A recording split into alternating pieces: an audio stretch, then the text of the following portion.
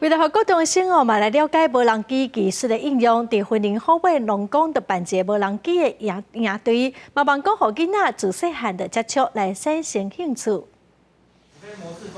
认真听讲师咧介绍变怎操作无人机，过60个高中生真期待要实际来体验。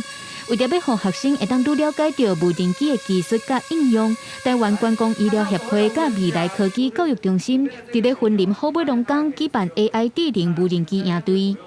无人机吗？看人家玩过啊，看人家玩过，喜欢。还有这个无人机它的平衡的一些演算法。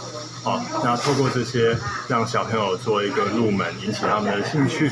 那以后的话就可以深入的做这个航空科学跟一些演算法的一些学习。这几冬来，无人机的应用是真快，除了会当用来斗送货、用伫农业甲环境的监测，也有空中摄影等等，嘛会当协助偏乡甲受困区域的医疗。所以希望囡仔会当自细汉就了解到无人机的工作原理、飞行安全甲相关的法规。急救救援方面能够发挥很大的功效所以无人机的应用和创新变成非常的重要。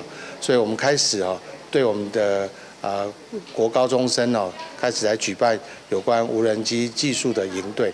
协会表示，学生透过参加营队，会当亲身来操作无人机，增加学习的经验，嘛愈了解到无人机的技术，而且嘛会当促进学生对科技的兴趣甲创造力。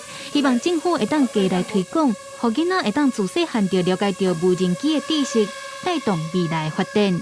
记者综合报道。